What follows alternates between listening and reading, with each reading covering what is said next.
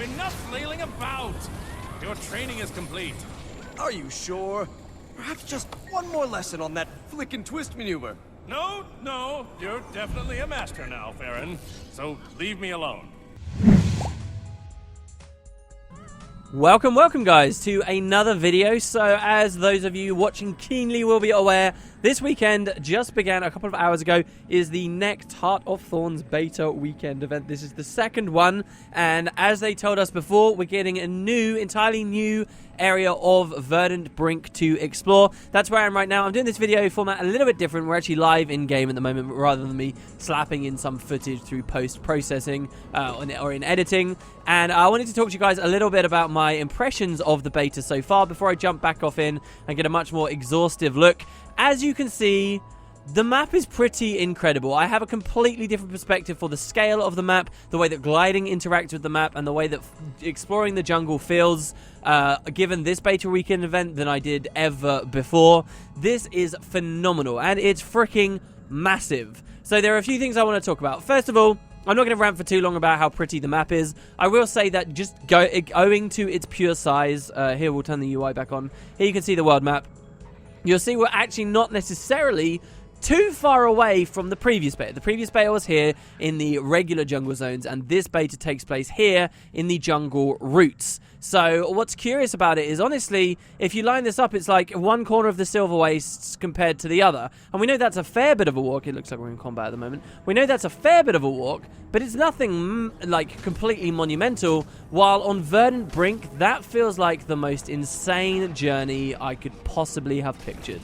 So it's pretty incredible. I'm very excited about that. And there's a fair few things going on with this area as well. I certainly haven't explored it all just yet. I'd recommend you guys, if you have access to the beta, you have to own Heart of Thorns to have access to it. But if you have access to the beta, make sure you dip in for this one. It's kind of special, really, because this is the first new stuff we've seen for Heart of Thorns for a long time. Like, the previous beta weekend event was fine. We had Verdant Brink, but we'd seen Verdant Brink already in a stress test. And I personally had seen and played Verdant Brink way back in February, half a year ago now.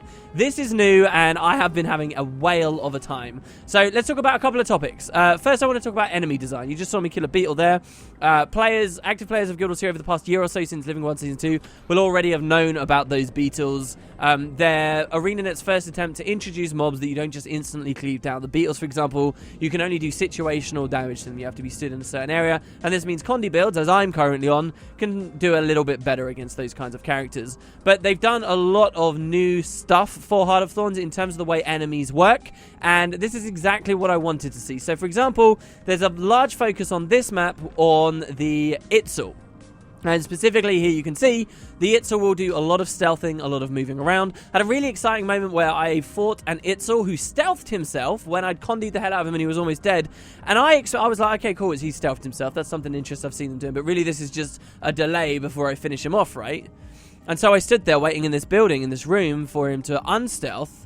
And he didn't for ages. I was like, what the hell happened? Finally, I turn around and go to leave, and I realized he didn't just stealth. He stealthed and tried to run away, and then he started ranging me from the doorway. So he didn't just pop up where he was originally stood. He'd actually moved off, and that was really thrilling to see. I hope that we see that kind of cool new AI be implemented in a variety of places. So we've got basic stuff like that. We have these new wyverns have been dropped to the map, or wyverns if you prefer that pronunciation.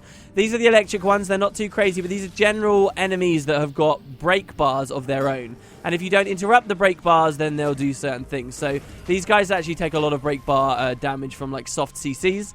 And actually, break bars, I think, at the moment are kind of broken. You'll see some footage in just a second of me fighting a new wyvern fight at the end of a meta event to do with some nobles. And the wyvern should be a real challenge to pull that break bar down and get that mob out of the sky. But every time he tried to take off, and that phase of the fight should begin where we will try and use our CC abilities and hopefully we save them smartly, instead it just instantly drained the break bar because the Zerg was too big. There was no scaling for it. Oftentimes you wouldn't even see the break bar come on the screen before it gets blasted down. So there are definite scaling issues with break bars at the moment. I really hope ArenaNet start looking at that, because essentially that boss fight, without that mechanic of him flying off and then nuking the area and then we're trying to DPS him while he's doing that, without that entire phase, the fight becomes significantly more boring. Now, I'm not saying it's terrible. He does a few cool things. He paints the ground with fire. He will do like a tail sweep attack. He'll flap his wings just like heralds will, for example, with their elite skills, and blow everyone away. And then if that happens to be on a fire field, then it can do some damage. He does some interesting stuff, but with the break bars broken as they are right now, it kind of removes a lot of what you can do. To move on, there are some other types of wyverns as well. This is actually where you fight the main wyvern at the end of the meta event. But outside of that, and you'll see we've got fire in here and stuff, which I'll talk about very soon. You also have these adolescent fire wyverns. Now, these guys are really interesting too. What I'll do is I'll start DPSing this guy, and he's going to fly off. And you don't really get an opportunity. His break bar appears, so you do get a bit of an opportunity to interrupt it. But if you fail to do that, you can't knock him out. Like, I can try and fear him or anything I like. It's not going to happen. And he paints these huge areas with burning and blinds that pulse out. And it comes out further and further and further and further. This is really interesting. I like it. But I do also find that, you know, when I'm fighting these enemies, to have one of them, you know, fight one of them is really fun. But then, before this meta event was completed and we saw these prior explorers and stuff here, there are actually a lot of these wyverns around. Like, there's another one over here, this adolescent one over here. And then you kind of fight another one and then it does it again. And then you fight another one and it does it again. And so if you're missing these break bar procs, like I'll try and get one here.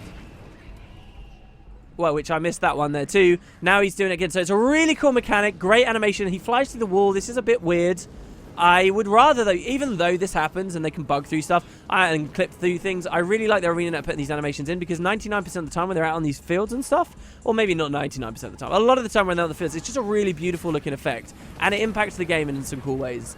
I wish I could say to you guys that, you know, they can use this in a really cool way in dynamic events. Imagine having tons of these around and you get these really deadly kill zones as a whole wave spawns and people haven't managed to stop them. That could have been really interesting, but unfortunately, I've just played the meta event, or at least one revolving around these very specific enemies, and the devs chose not to do that kind of thing.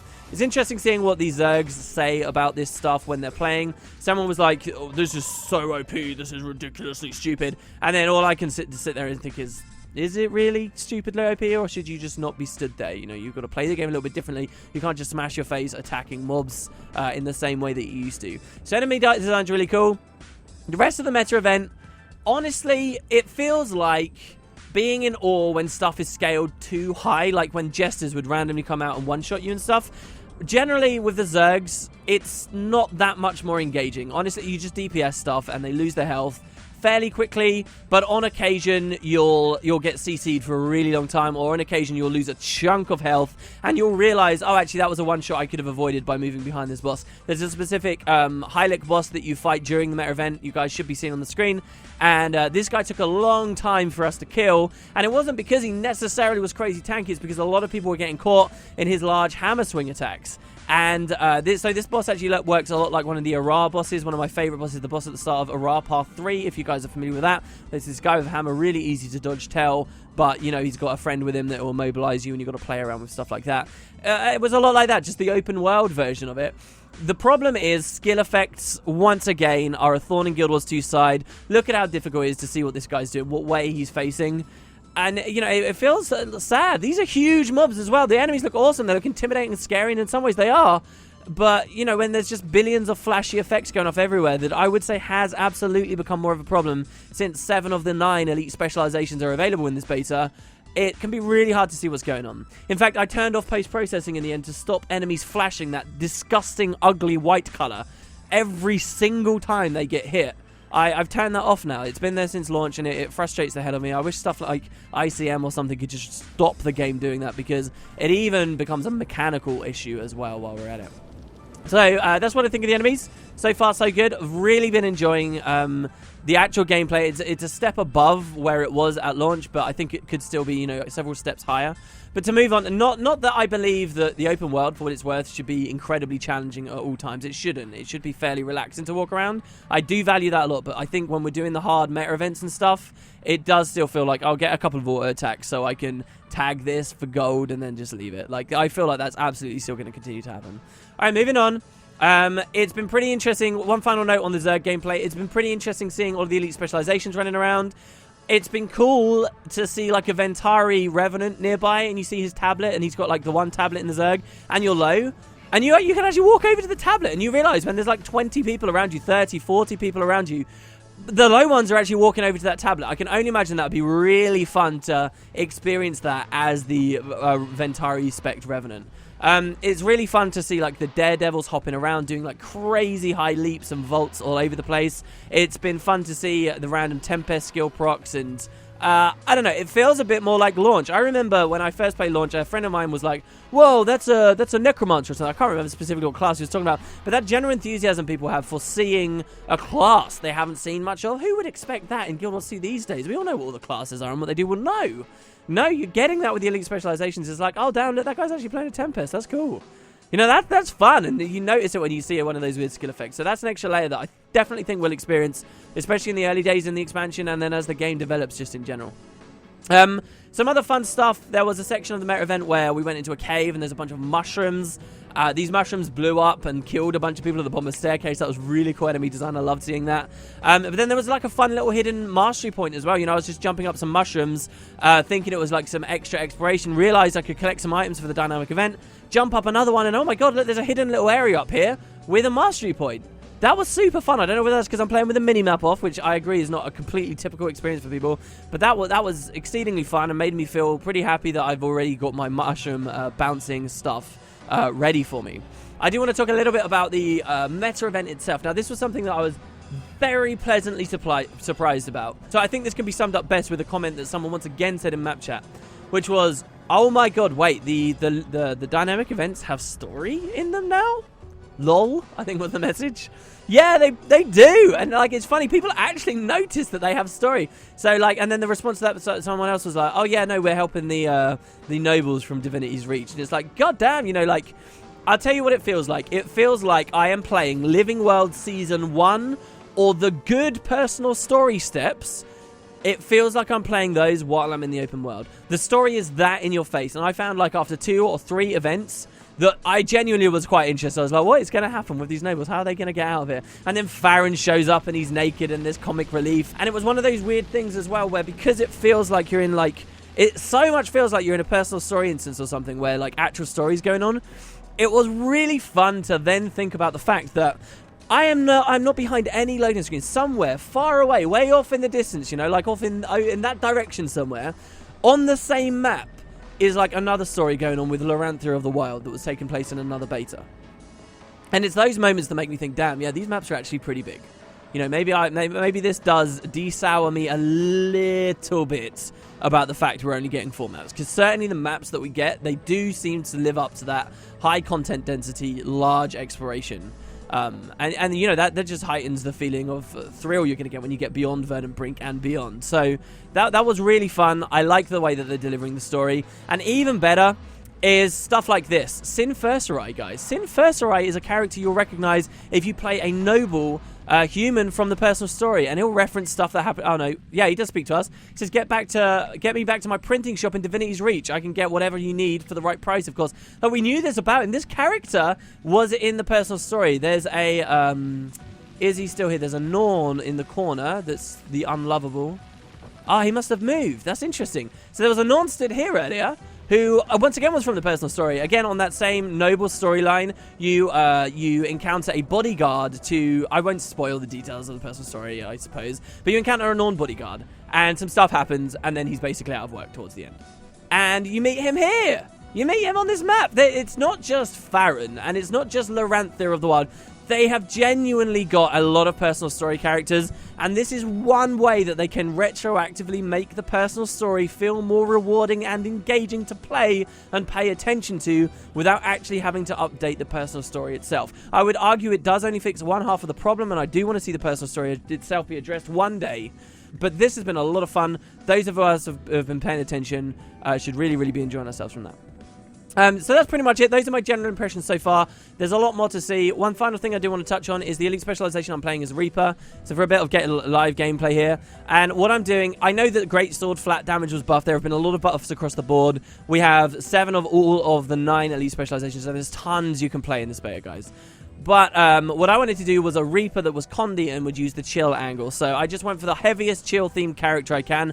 To me, a fun build is one that's got like really heavy synergy across all aspects. So this is a human Reaper, alright? And specifically as a human Reaper, because then you get Reaper of Grenth, and this is what the build would be around, right? Reaper of Grenth, you can pop this, and for 15 seconds you can participate in regular combat stuff, but you will unblockably, on 10 targets, pulse out, chill, and poison, and then because of those, you'll be pulsing out because of our traits, vulnerability too. And these are really cool because on a Condi build, the poison's doing damage, and Reaper specifically has this fantastic Grandmaster here, Deathly Chill, that makes Chill do damage, just as they have a trait that makes Fear do damage. And what's really interesting about this too is they have a minor that is whenever you inflict Fear, you also inflict Chill. So if you take Curses and take Fear deals damage on Terror, and then that means whenever you fear someone, you chill them, and then both of those conditions do more damage, and Fear itself is a condition that does more damage when they have more conditions on them than just the fear, and Chill does more damage when they're low on health. It's fun, man.